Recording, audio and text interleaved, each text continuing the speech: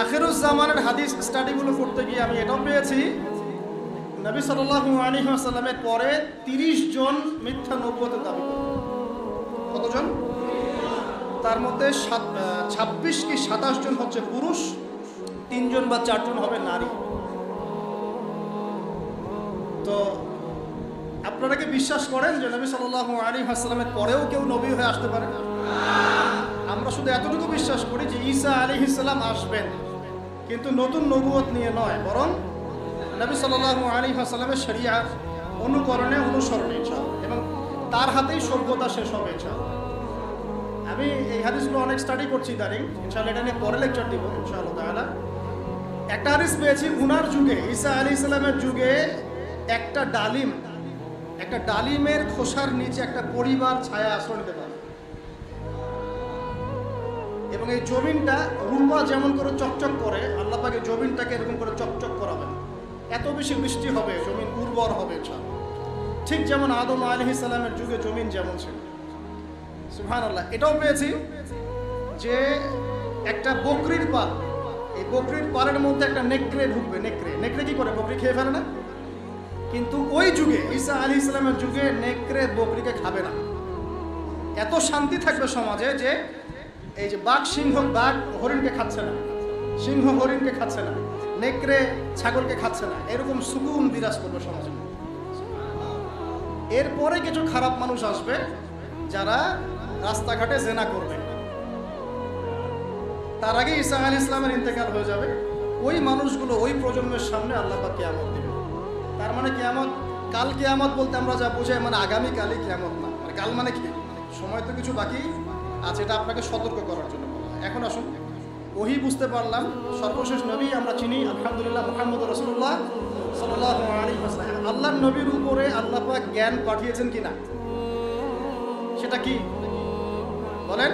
আল কোরআন এবং হাদিস আছে কি নাই? এখন তো আবার নতুন ক্যাচালের তো শেষ নাই, হাদিস নাই বলছে, অনেকে বলছে কি হাদিস নাই। নাউযুবিল্লাহ, আল্লাহ আমাদেরকে হেফাজত করুন।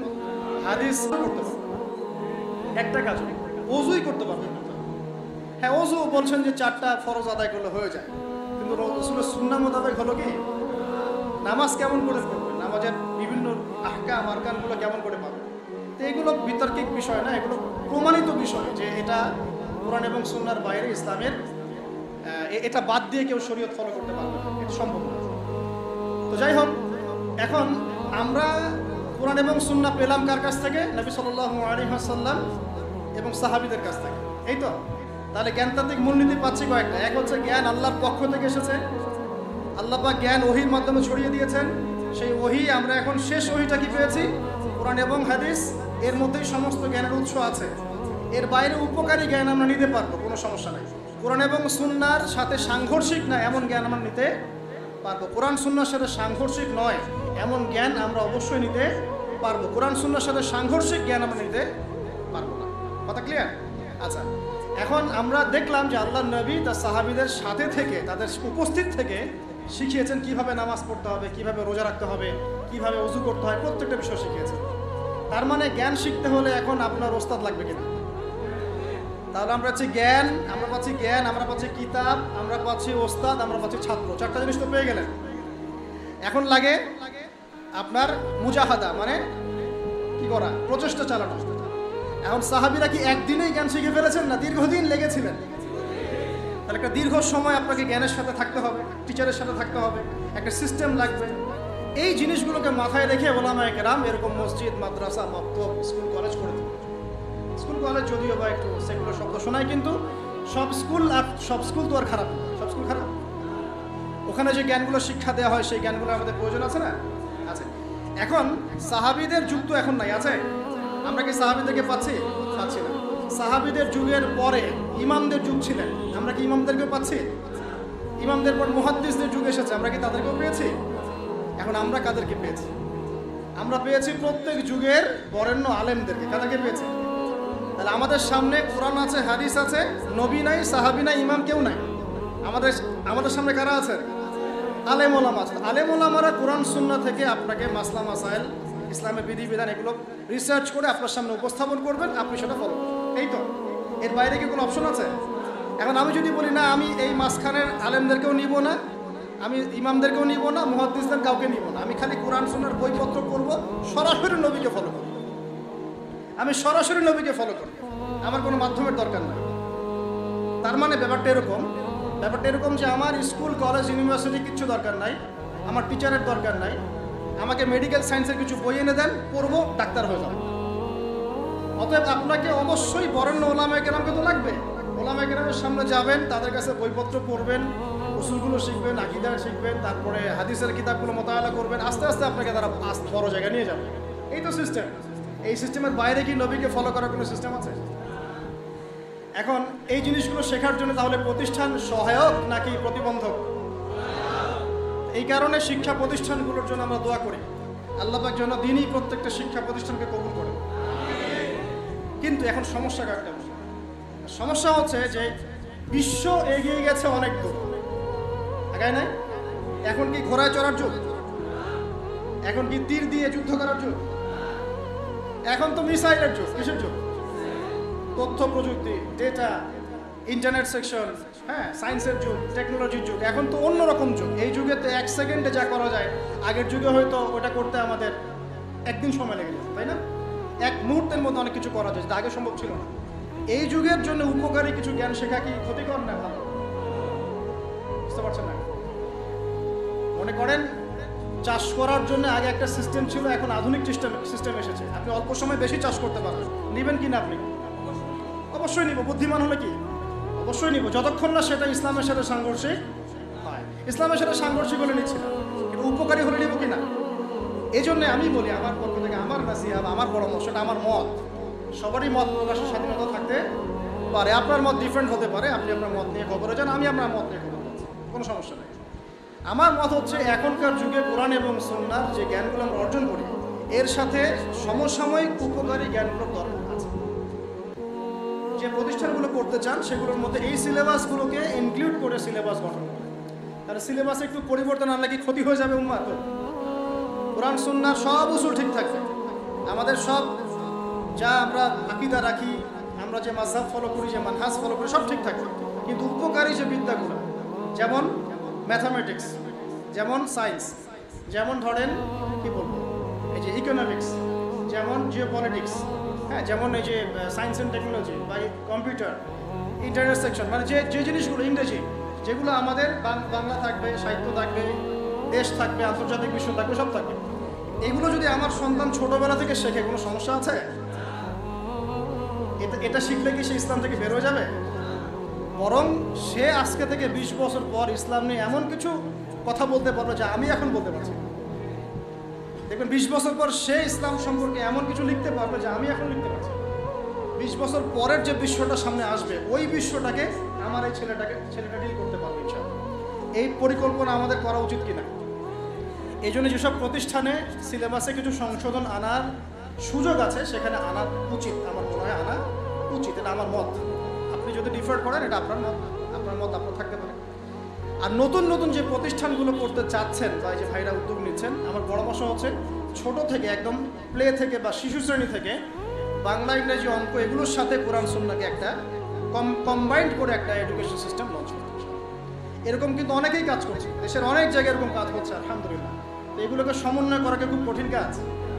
এখানে অনেক জেনারেল শিক্ষিত বড় বড় পদের ভাই আছেন, এখানে অনেক বুজুর্গ আছেন, গণ্যমান্য ব্যক্তিবর্গ আছেন, সরকারি কর্মকর্তা আছেন, তারা সবাই ইনশাআল্লাহ শিক্ষিত মহল, ইনশাআল্লাহ অ্যাটলিস্ট আমার এই কথাটার সাথে একমত হবেন।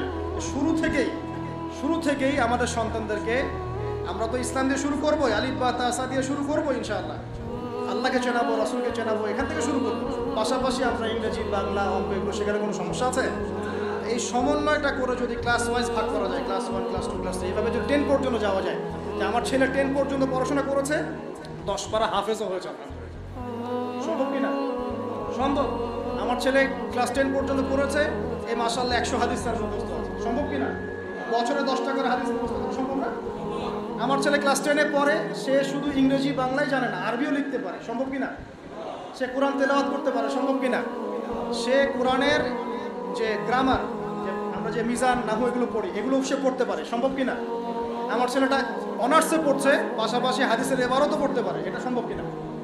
এই জিনিসটা যদি আমরা একটু গুছিয়ে করতে পারি, ইনশাআল্লাহ তাআলা আমি খুব আশাবাদী যে আগামী 10 থেকে 20 বছরের মধ্যে আপনি নতুন একটা প্রজন্ম পাবেন ইনশাআল্লাহ। এই প্রজন্ম দুই দিকেই সমান দক্ষ হবে ইনশাআল্লাহ।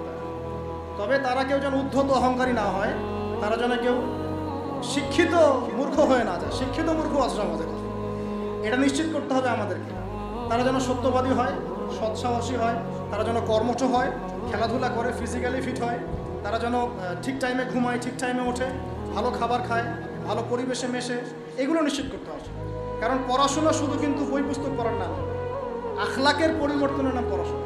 আমি এমন অনেক মানুষ দেখেছি, আল্লাহ মাফ করুন, আমি দুর্নাম করতে চাই না, কোরআন সুন্নাহর প্রচুর জ্ঞান আছে, আখলাকের বালাই নাই। কোরআন সুন্নাহর প্রচুর জ্ঞান আছে, ধর করে হাদিসের এবারত আপনাকে বলে দিবে, উসুল বলে, আখলাক নাই, আখলাক চরিত্র, আখলাক নাই, আদর্শ নাই। আবার আমি এমন মানুষ দেখেছি, আখলাক 5 মিনিটে আপনার কাছে মনে হবে আপনি পরকাল চিনে ফেলেছেন। এমনও মানুষ বাংলার আনাচে কানাচে আছে। বড় বড় ওলামায়ে কেরামদের দরবারে যান, তাদের সাথে পরামর্শ করেন, দেখা সাক্ষাৎ করেন, 5-10 মিনিটে বুঝবেন যে পরকাল কি জিনিস। আখলাক, আখলাক কি? বা যে রিক্সায় করে এসেছেন সেই রিক্সাওয়ালাকে নিয়ে একই দস্তরখানায় বসে খাবার খাচ্ছেন, নিজে খাবার তুলে খাওয়াচ্ছেন। এই আখলাকটা তো আমার মধ্যে আসতেছে না। আমার কাছে তো অনেক জ্ঞান আছে মনে করেন, কথা বলছেন আলহামদুলিল্লাহ, কিন্তু আখলাক তো আসলো না। তাহলে জ্ঞান আর আখলাক কি এক জিনিস? আল্লাহ নবী শুধু জ্ঞান শিক্ষা দেন নাই, আখলাকও শিক্ষা দিয়েছে, আখলাকও শিক্ষা দিয়েছে। আল্লাহ পাক আমাদের সবাইকে এমন সন্তান গড়ে তোলার তৌফিক দান করুন যারা বহুমুখী শিক্ষায় শিক্ষিত হবে এবং চমৎকার আখলাকের মানুষ হবে। আল্লাহ রাব্বুল আলামিন আমাদের সবাইকে এরকম শিক্ষা প্রতিষ্ঠান গড়ে তোলার তৌফিক দেন। এখন ভাই উদ্যোগ নিয়েছেন, আমি শেষ করে দেই, আপনারা সবাই সহযোগিতা করবেন কিনা? আচ্ছা, এগুলো প্রকাশ্যে বলতে নেই, তারপরে আমি আপনাদেরকে উৎসাহিত করার জন্য বলছি, আল্লাহ আমাকে মাফ করুন। আমি আমার পক্ষ থেকে ভাই আপনার ফ্রন্টে প্রথমে 1 লাখ টাকা দিয়ে শুরু করব, ঠিক আছে? আপনি উদ্যোগ নিয়েছেন, আপনি বাস্তবায়ন করেন, আমি পরামর্শ দিব ইনশাআল্লাহ, আমরা পরামর্শ দেব। এলাকার তরুণ প্রজন্ম আপনাকে সাহায্য করবে ইনশাআল্লাহ।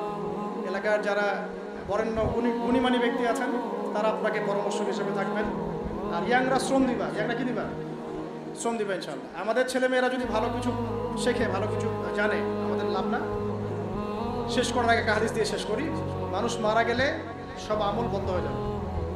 মানুষ মারা গেলে কি হবে ভাই?